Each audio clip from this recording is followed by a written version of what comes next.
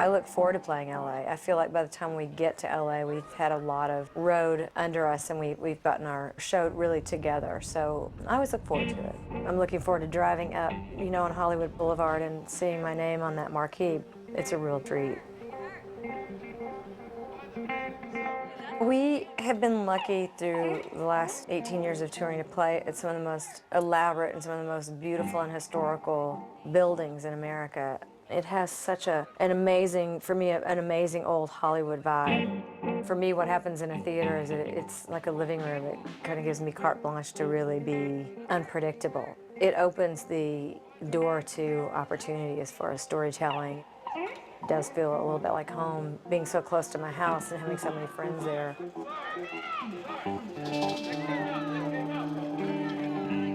This band is absolutely off the hook. They're the best musicians I've ever heard, and definitely that I've ever played with. Not that the musicians in my past haven't been amazing. It's a different kind of thing. These guys were born to play this kind of music, which is soul-based. They never play the same show twice, and so that's very unusual to play a 2-hour and 20-minute show where there are 10 songs that are new and have people really still be there with you.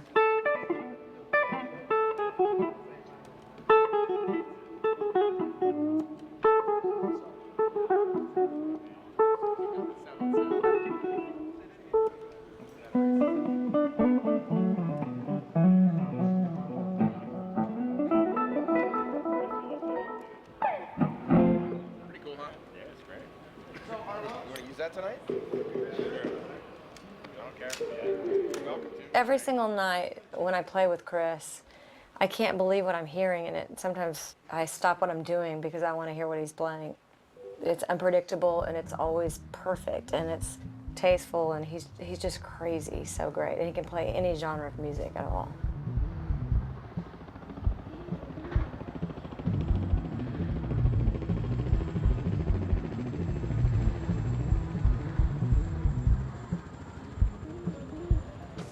I've known Doyle since 1993 or 94. He has my favorite voice. He and Stevie Wonder are right up there neck and neck. And I've always said, you know, I really want to work with you in some capacity. And when the opportunity presented itself for him to produce me, he and Justin Stanley, they had just finished working with Eric Clapton. For what I wanted to do, he's really knowledgeable and knows that genre of music. He could bring to it an authenticity. So last chorus, 1, 2, 3, sure as the wind blows, sure as the river flows.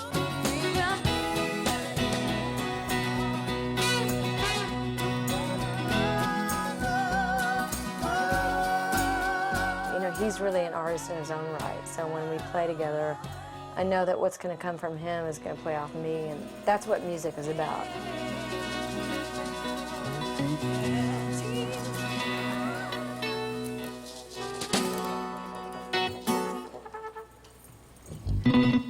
Yeah, somewhere in there. Yeah, Scooter, what now? Oh, eye to eye? We'll do eye to eye and stop just to have.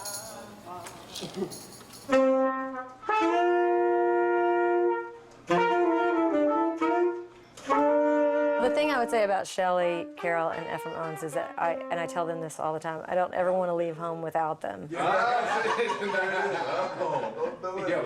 They are so much fun, aside from their immense talent, and the fact that they play well together. At any given moment, I'll look back there and they'll be doing like some coordinated dance and laughing out loud. They bring a lot to the show too, and both of them amazing in their own right. Sound like more dudes. That's cool. It keeps you on the edge. Yeah.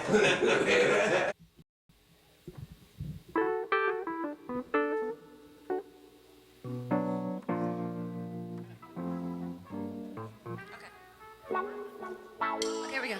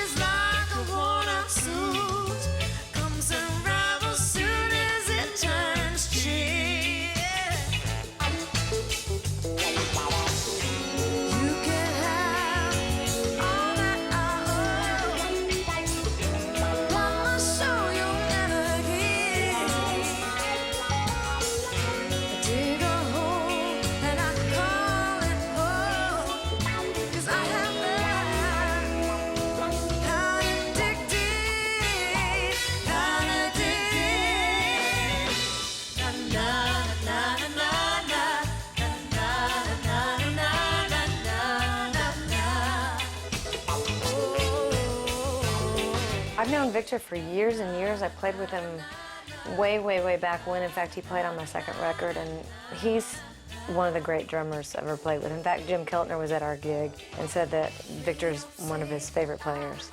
And that's a high compliment. He, like me, loves music so much, but loves the getting better at it, loves improving, loves learning, loves playing with people who make him better. And he's just a deep, deep soul.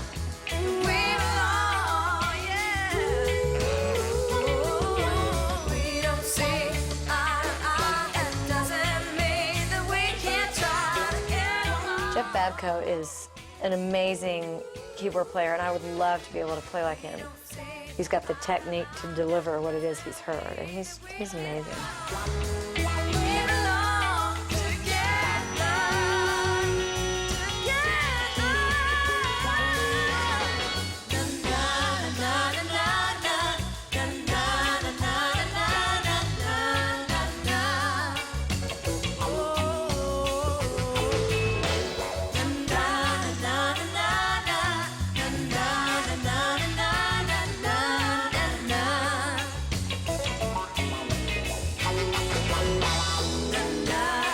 The girls have been with me now for the last tour and this tour. For me as a singer, it's very uplifting to have those two amazing voices behind me that can smoke me, you know, can blow me off the stage, and yet they are there for me.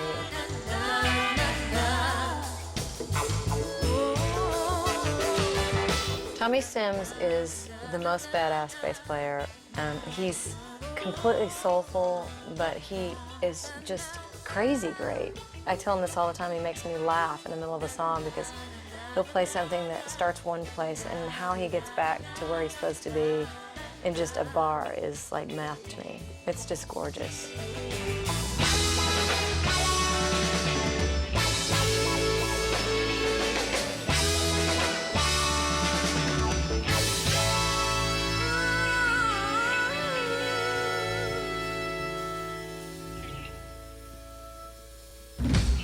It's pretty loud on stage.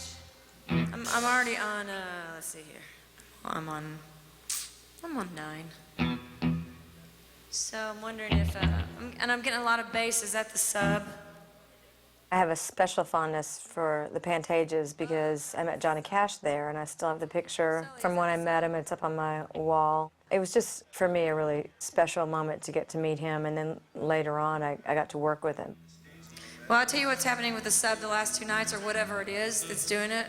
I can't get above it, so I'm winding up like kind of thrashing my voice and not having a top end. It would be good if you could clean it up. No, because I think it's coming from beneath, because I can't. There's nowhere on the stage I can get away from it, and it's cutting into the top end of my. Yeah, my pack's on 9. In fact, last night it was almost. Yeah, that'd be good. 8. I think the thing I feel about every show before I go out is that my greatest heroes were those people that wrote songs that were not just on the radio, but that were on the radio and were saying something, like Marvin Gaye and like Curtis Mayfield and Sly and the Family Stone. I mean, these guys were rocking and jamming and funky, and they were writing about what was happening right where they lived. And the opportunity to go out and carry on that tradition, for me, is not just humbling, but it's really exciting. And I always look forward to getting on stage just to see if that can happen, you know, if you can create a movement of people who are there that want to be moved and that want to feel some sort of collective emotion. And I get to be up front, and I get to sort of engage people, and that's just such a great, great tradition.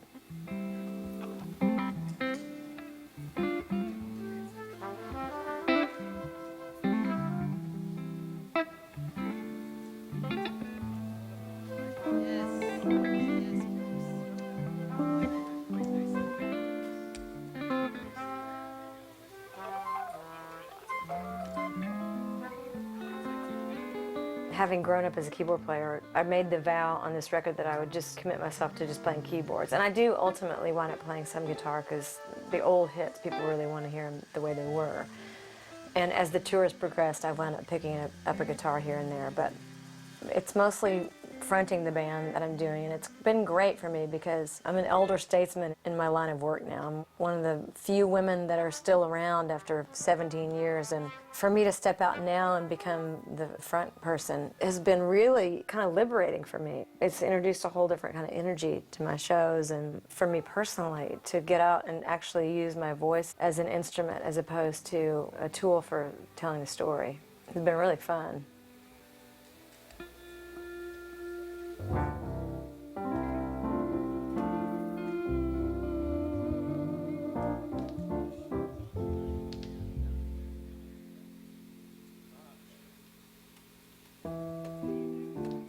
Okay.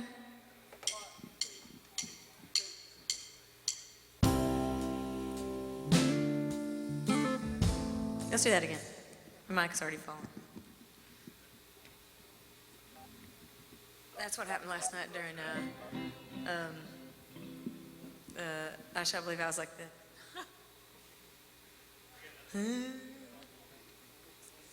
Okay.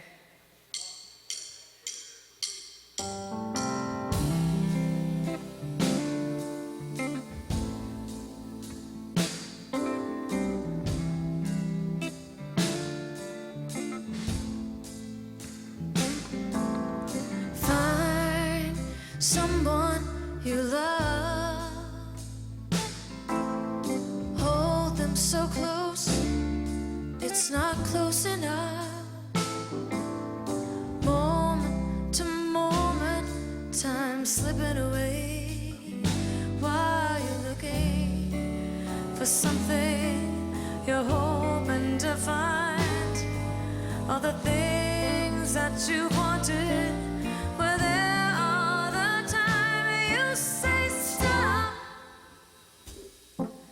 Stop the world spinning faster and faster. We're losing our way, and you said stop. Stop all this running, running to stay in one place.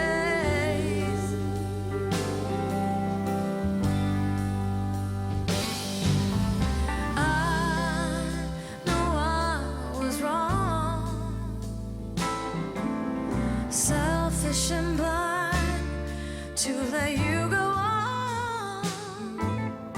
Just couldn't see what your love meant to me till it was gone. And now all hope has faded away. I could beg, I could pray that you'd come back one day. You say stop. Stop the world spinning faster and faster. We're losing our way, and you said stop. Stop all this running, running to stay in one place.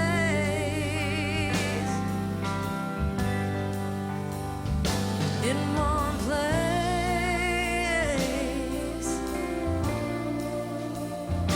In one place.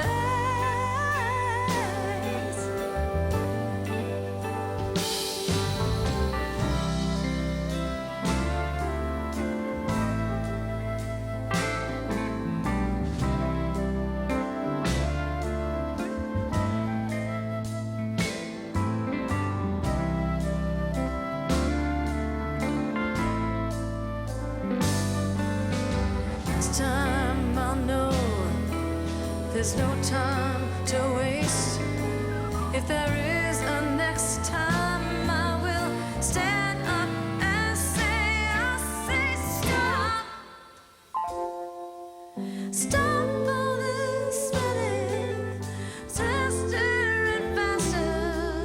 We're losing our way, and you said stop. Stop all this running.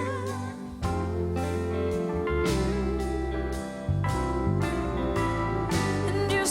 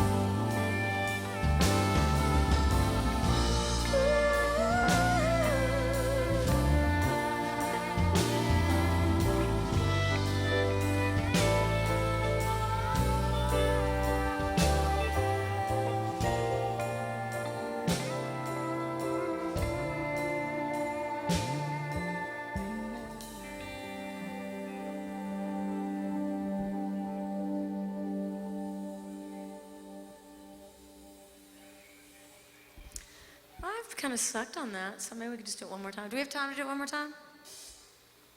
And then I need to probably go, huh? After Our Love is Fading.